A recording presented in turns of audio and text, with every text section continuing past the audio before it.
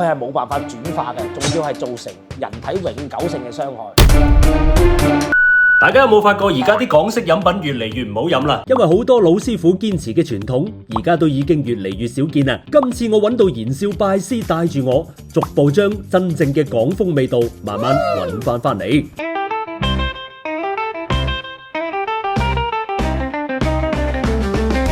有啲味道之所以忘不了，唔係因為佢有幾複雜，而係幾十年嚟都冇變過。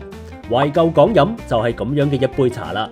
我親戚開嗰間店開咗幾十年㗎啦，喺香港。我去學佢嗰套嘢咧，可以夠膽講係香港70、80年代嗰套嘢嚟嘅。如果你去嗰啲舊式嘅港式茶餐廳或者冰室，就會發現一個特別嘅現象，冇人會問你要幾分甜、幾分糖，因為對於一啲老師傅嚟講，一杯好嘅飲品早就幫你決定好啦。其實我好少喺茶餐廳飲茶㗎，呢10年8年，因為點解咧？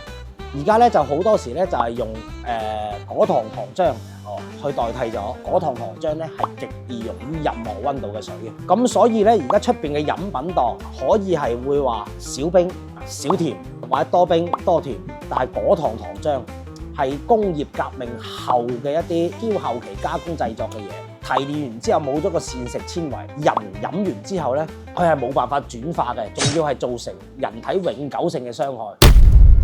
邊兩種傷害呢？第一，今時今日尿酸高，第一殺手唔係話飲咩老火湯盛，就係用果糖飲嘅飲品。第二嘅話呢，果糖糖漿因為佢唔可以轉化，就會形成內臟脂肪，而唔會變成皮下脂肪。呢啲內臟脂肪一轉化咗嘅話，你想去減翻呢啲脂肪係極難去減。所以我哋首先喺糖嘅用料上邊呢，我哋係堅持用傳統嘅白砂糖。白砂糖咧，佢呢啲係純蔗糖嚟嘅，我哋人體係易於吸收同埋係易於轉化嘅。咁因為白砂糖咧係極難溶於呢個常溫或者係凍嘅水嘅，要熱先至可以兌到噶嘛。你話要去飲一杯少甜嘅凍奶茶咧，要用熱嘅茶底去對撞翻咯，然之後再加冰啦。咁但係咧就嗰個茶會變淡咗。冇飲嘅。如果話白砂糖係懷舊港飲嘅靈魂，咁跟住落嚟呢樣嘢就係佢執着到骨子裏邊嘅傳統啦。咁當年香港嘅嗰啲冰室咧，啲飲品咧都係打碎冰嘅。嗰陣時啲冰咧就全部喺外邊嗰度統一採購買翻嚟嘅。咁嗰啲冰咧又係一大條好大一條嘅，聽翻老師傅講，攞個鐵刨去磨啲冰，去刨啲冰，就刨成碎冰。咁我哋咧就傳承翻呢種舊派嘅嘢，就做翻碎冰，打滿碎冰嘅嚇，冇幾多地方願意去打碎冰，因為你茶底要夠力夠濃，你先打到碎冰嘅。佢嘅好處飲落去係好舒服嘅，但係有一樣嘢唔好，碎冰佢溶得快，溶得快嘅話咧，你係要個茶底要好夠力，先至可以溶到碎冰嘅。如果個茶底唔夠力嘅話咧，佢一溶咗嘅話咧，成個茶就淡晒㗎啦。咁用方冰咧，咁佢就溶得冇咁快啦。但係方冰亦都有佢嘅缺點嘅。佢係點樣咧？